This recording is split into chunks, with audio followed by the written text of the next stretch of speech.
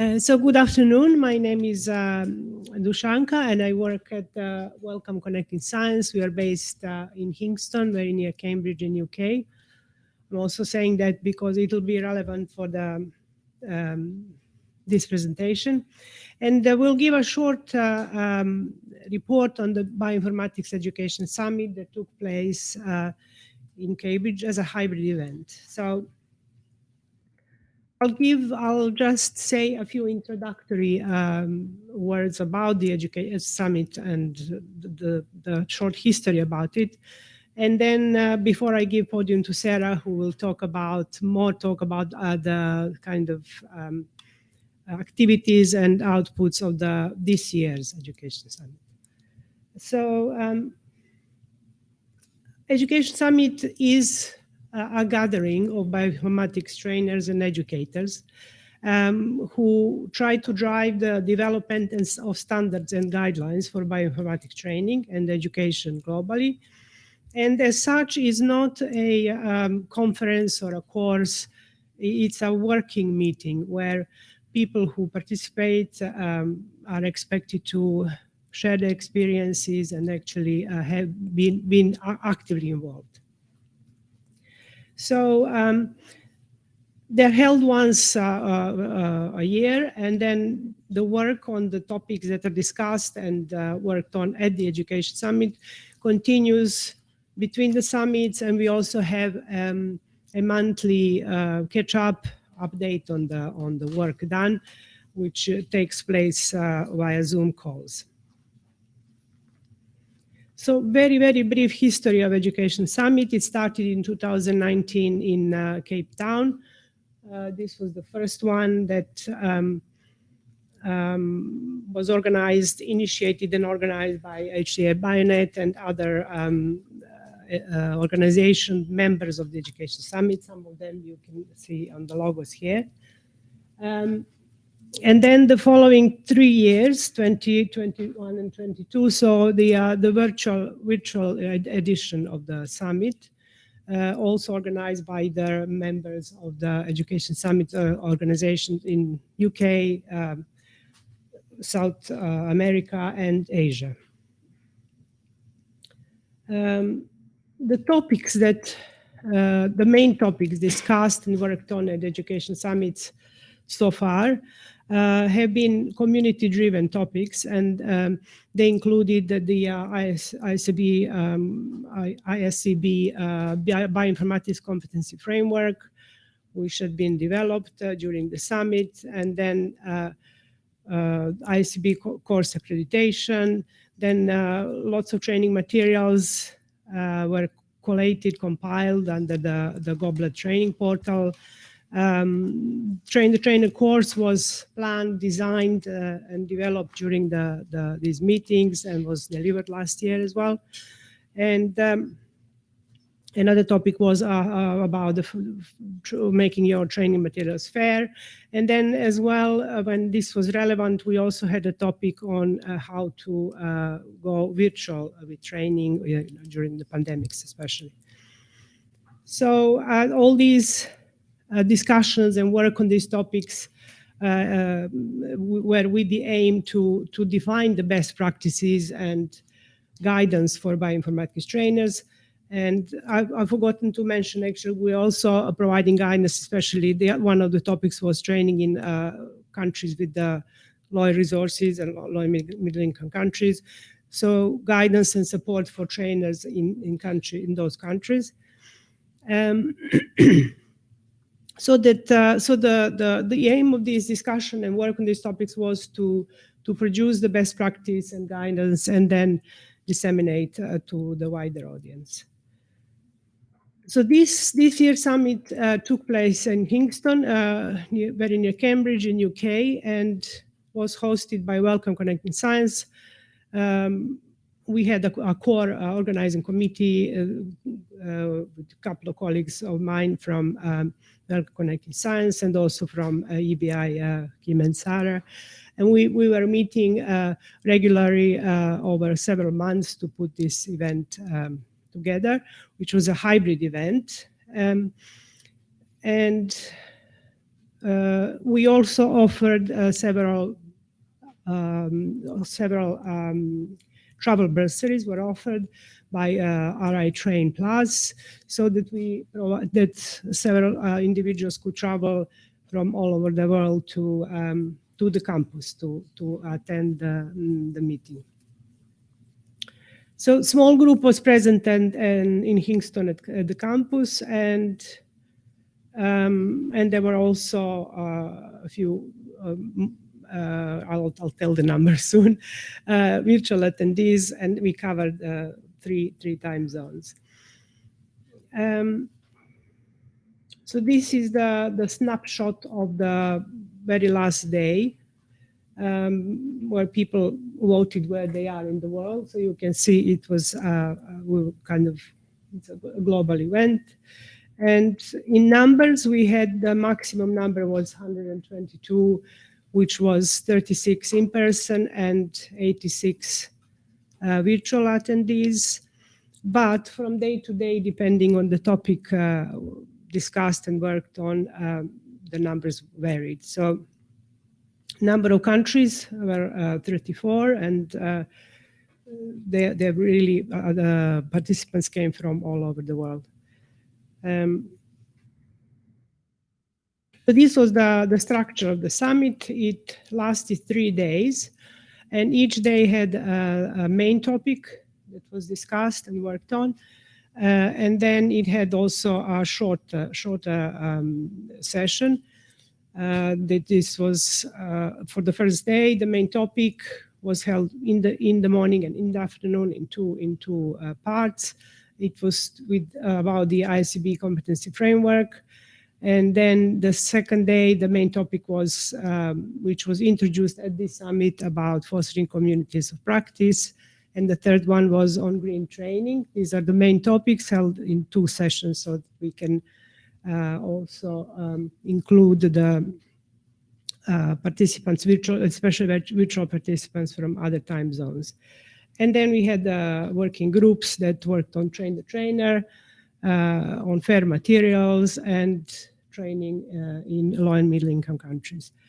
From here, I think Sarah will now give you more details about each of the topic and what were the activities and outputs. Thank you. So we just wanted to give you a flavour really of the kind of work that we were doing, and as I said, some of the outputs that came from it, and really where we might go next with this as well.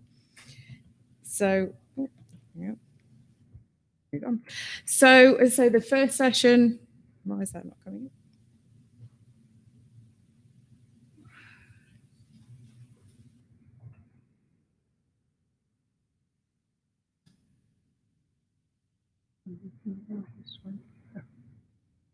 It doesn't. It's moving on, but it's not moving on the screen. And I don't know why. So sorry, presentation. Yeah. That we had before, we need to reopen the presentation. Sorry. Okay. Bear with us for a moment. Yep.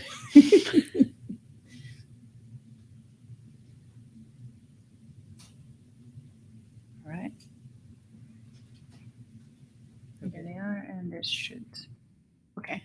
Yeah. Excellent. Sorry for That's this fine. one. No, thank you. Okay, so the ISCB competency framework, which I think you heard a little bit about earlier, you heard mention of this. So the ISCB competency framework has been a topic that we've worked on actually in every single summit to date, and partly because there has been a lot of work to do around this in terms of trying to extend it, to look at how we can give people guidance on how to use it, etc. So there were two topics related to the framework this year. One was to actually look at trying to extend the framework to include more things around biomedical data science. So to actually bring more of those biomedical, clinical side of things in, which hadn't been looked at much before. And actually we're sort of taking a set that exists from a project in Africa to review those, to see if those need expanding in some way, define which competencies were best, which is where we got to. So we got to an agreed set of those competencies, alongside some personas as well. So we could try and identify, what type of people are we talking about. So those of you might have heard Marta's talk this morning about PERMED, where again they're sort of setting up this personas to be able to say, well, these people we think need to be able to do these sort of things. So these are the set of competencies that go with that. With regards to that, we're now at the point where actually they're just adding all the KSAs to those competencies, so they're being expanded. The other side of it then was also to look at the application of the framework, and a piece of work that Russell's been focused on for the last few years is looking at how you can actually use this to also provide course endorsement. So there's a process that had been developed, and the summit gave a really good opportunity to really get people to test out that process. So to take a course, to take the course endorsement process and try it out basically, and see whether you could go through the full process, including a review as well. And there was some great feedback again on how that process worked, and the fact that yes, it's looking in a good shape, I think. I'm sure Russell will comment more at some point. So the next thing we then focused on was the Train the Trainer. And again, this is a course that we'd started discussing back in 2019 in the first summit, and last year saw the first Train the Trainer being run. Again, globally, though most of the trainers we were actually training were based in Africa. So this was run as an online course. But one of the things that became clear is, again, there was a whole load of other things that trainers were asking about, and obviously the trainers on the calls were asking about. And we also wanted to see, well, if we go into running this again, and we know we're involved in other Train the Trainer courses as well, it'd be really interesting to again find out what other issues and challenges are there that maybe we're not capturing in the content as it currently exists. So actually we had a really great discussion. I think we only had about an hour, but we've got a whole Google Doc about this long, I think, of the various challenges, which covered everything from trying to find trainers to even things like sustainable business models, which is not something we've really talked about, but again, just really into things that people are sort of struggling with as well. So we've got a whole range of those.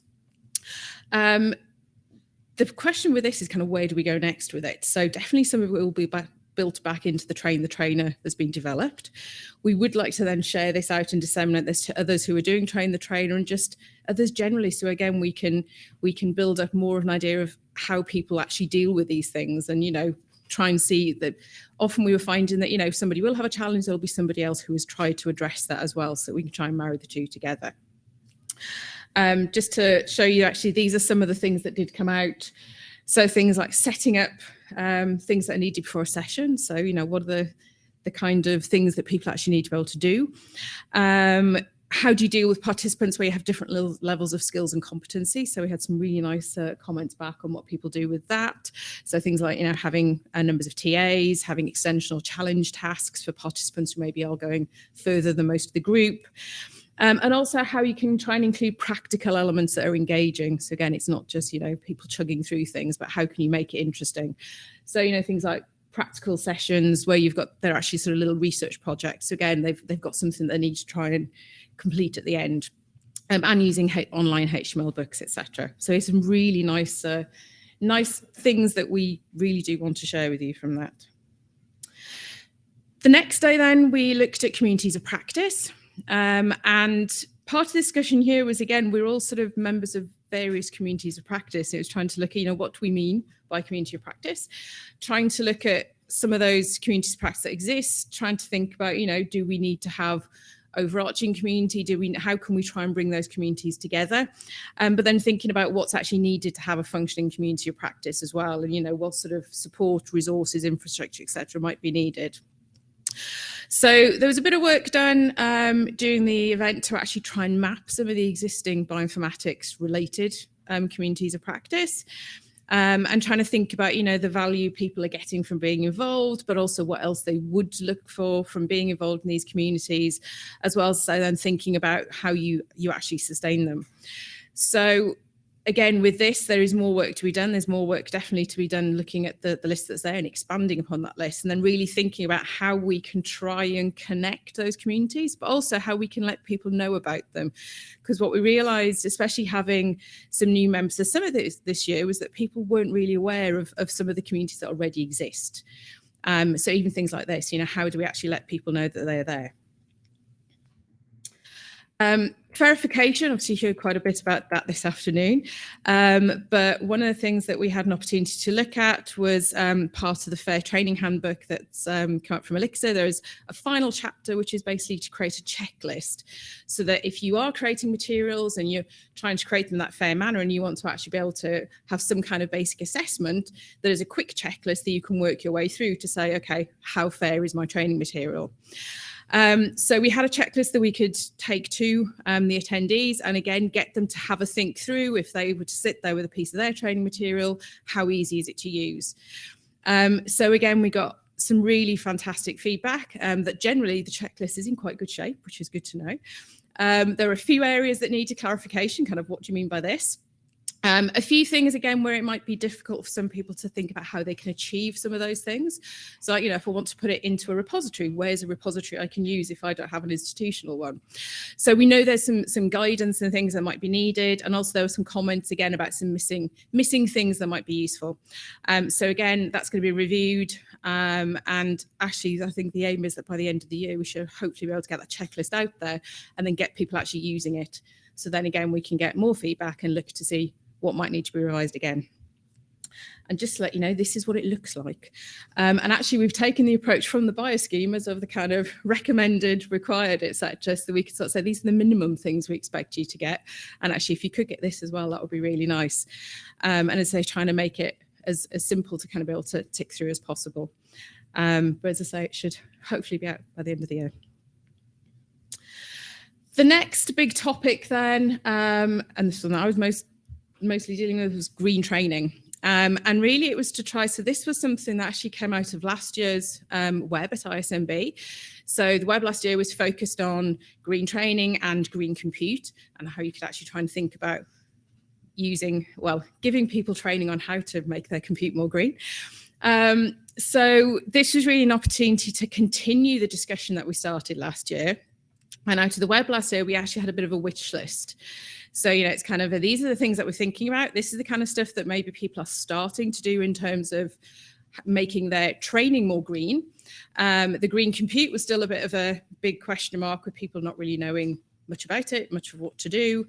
And there's a bit of a wish list of things that people would like to be able to think more about making their training more green and, think about the green compute piece. So for the summit, it was great to be able to take that wish list and say, right then, now we've got a whole day, start having a think about this.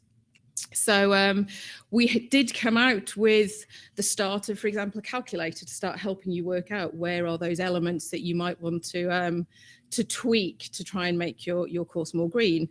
Thinking about, one of the other things was sort of a decision tree, trying to decide, well, maybe which mode do you train in, so if you're trying to think about the decisions of how you're actually going to do your training and what's the benefits and challenges of working those, again, from a green point of view. So again, just trying to give people a few more tools to be able to make these decisions.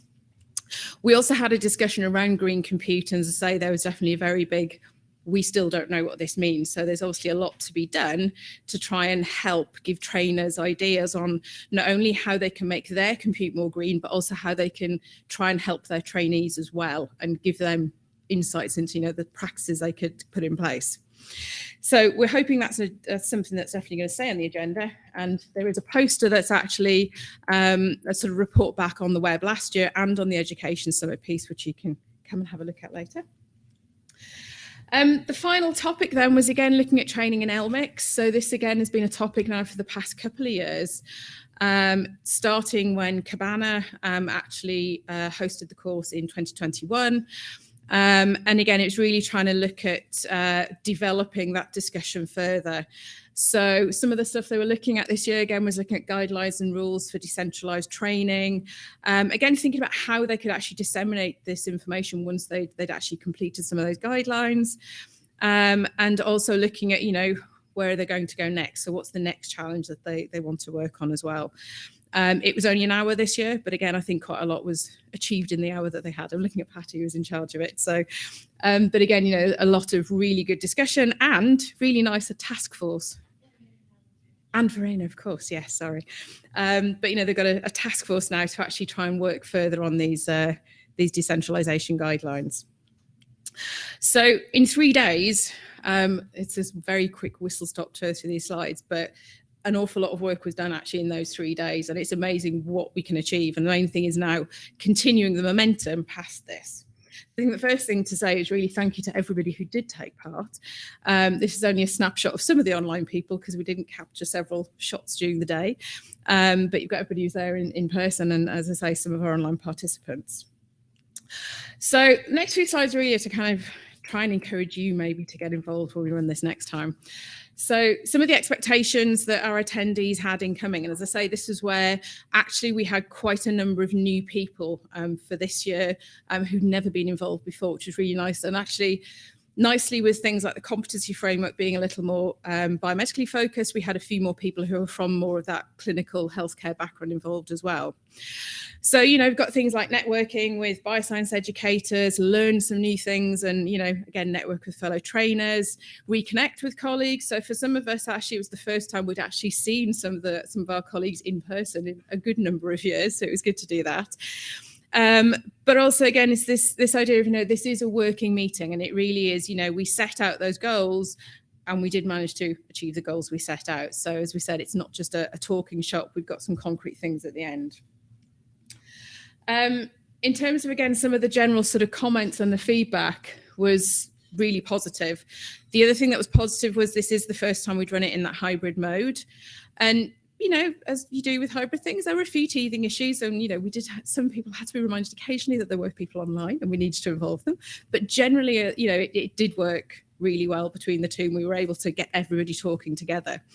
And the hybrid element really did mean that we could have that. Actually, in the room at Hingston, we did have a nice global presence, but we had even more of a global presence. I mean, we did have a number of people who were UK based who were online. So, we had a really good mixture there. And I think, again, reading some of these, so, before the summit, I didn't know many of the consortiums. So again, we were able to help people just learn about other communities and consortiums out there, as well as being able to get involved with what we were doing. And I think this is just a really nice word cloud of what we had at the end. So we got them all to kind of give us one word to describe it. And it's really nice to see inspiring in there in the middle, actually. Future topics. So again, we always ask what sort of things do you want to do in the future, just to see, again, this is a community-driven effort. So it's really like, what other things do you want to be thinking about? Some of the things came up. So, train the trainer, communities of practice, green training, continue doing those. Great.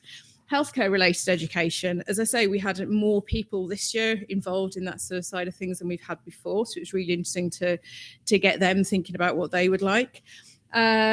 Reproducibility.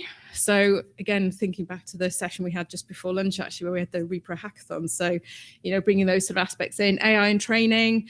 And again, this applying for funding and how we can maybe look at those sides of things as well with the summit. So the only thing left really is to say, big advert now, if you want to join us, because as Dashanka said at the beginning, the efforts don't stop. Once we finish that summit, we have regular monthly meetings. We also try and, discuss and work on these issues through other meetings during the year. So as I said, ISMB being one, Goblet meetings being another. So, there's lots of opportunity. But as I say, there is a form, so it'll take you to a short Google form, which you can just drop your name and details into, and then we can add you to that mailing list. The only other question is where next? And at the moment, we don't know. So, so we've had a number of hosts over the years, but we haven't had anybody sort of quite step forward yet to say we'd like to host it here. But watch this space and we will get the information out. So Russell did. Even Jason half commented at the summit. So we've potentially US next year, who knows? But yeah, so as I say, but do get involved, do get in touch if you'd like to get involved and know more. And with that, Dashanka and I'll be happy to answer any questions. Thank you. Okay. Thank you. Do we have any questions?